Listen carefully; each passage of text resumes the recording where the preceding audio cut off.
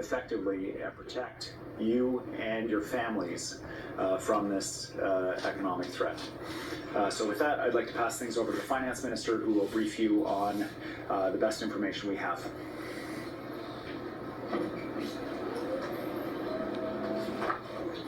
Thank you, Premier. On November 25th, President-elect Trump proposed tariffs of 25% on all Canadian and Mexican imports to the United States, and an additional 10% on imports from China, starting from the day he takes office. Across the board, tariffs would be unprecedented in modern times, which makes forecasting for such scenarios challenging. The Ministry of Finance has conducted a preliminary assessment of the potential impacts of such a scenario on BC's economy. To be clear, this does not represent the Ministry's budget forecast, which is still under development and will be publicly released as part of Budget 2025. The Ministry's preliminary assessment is based on internal planning assumptions, including the underlying assumption that a 25% U.S. tariff means it's in place for the duration of the Trump presidency, and that Canada retaliates with a similar level of tariffs. This assessment should be interpreted as one of many possibilities, as there's a great deal of uncertainty regarding the exact nature of the U.S. policies that may actually be implemented. The sources of uncertainty include that's the first I've heard Justin Trudeau won't run.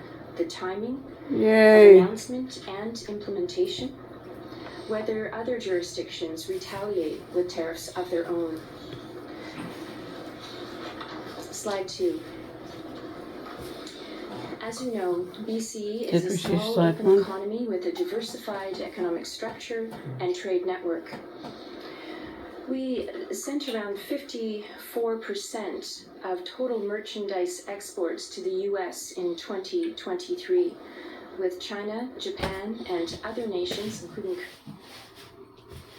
That'd be a slide. Wood, pulp and paper, metallic mineral, and energy products combined to make up around 67% of total goods exports. Our key commodity exports are, of course, softwood lumber, copper, natural gas, and coal. Our trade diversity helps shelter the economy from U.S. tariffs and enables the province to bolster trade with Asian markets. This is where BC's trade diversification helps set us apart from the rest of Canada, who are much more dependent on the U.S. as an export destination. For example, Alberta, Ontario, and Quebec send over 75% of their goods exports to the U.S.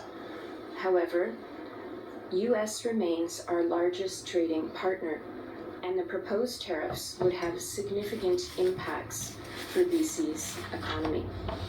Slide 3. Here is a graph that shows the potential impact to BC's real GDP.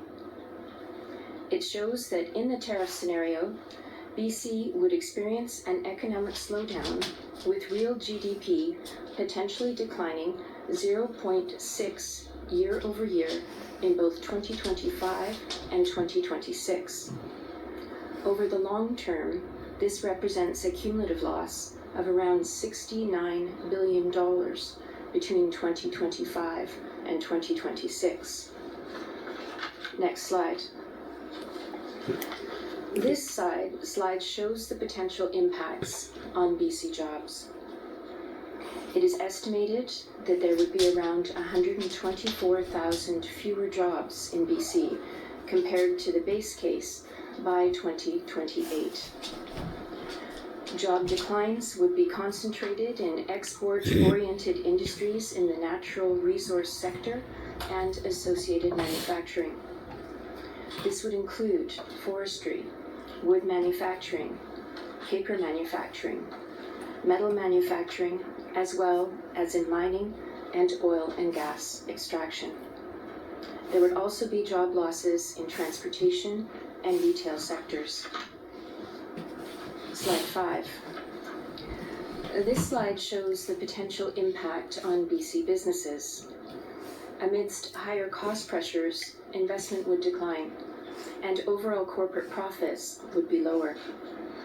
It is estimated that corporate profits would be 6.1 billion lower in 2025 and would still be 3.6 billion lower in 2028. Slide 6. To recap, here is a simple table outlining several of the key impacts of tariffs.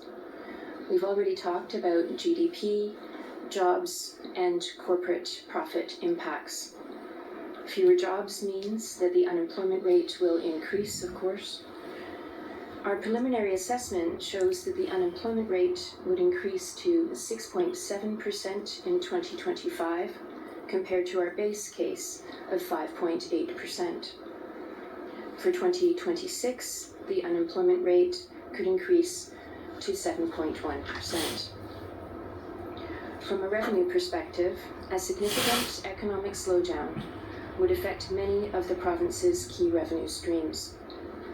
Our preliminary assessment shows that this could have an annual revenue impact of between 1.6 billion and 2.5 billion, with the largest impacts expected for personal and corporate income tax.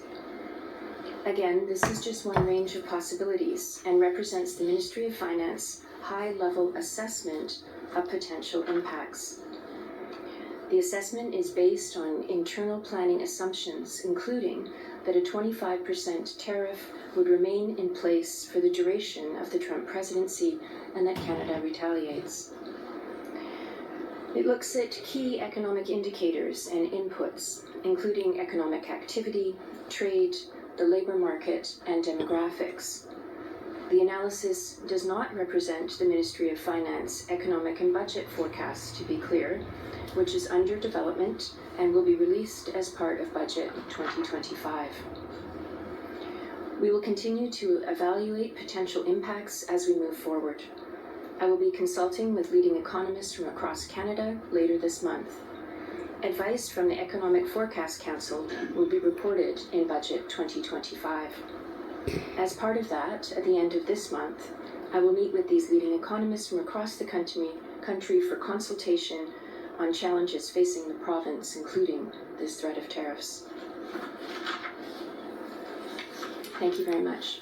She couldn't be any more exciting. Save point Robert phone Brian Calder.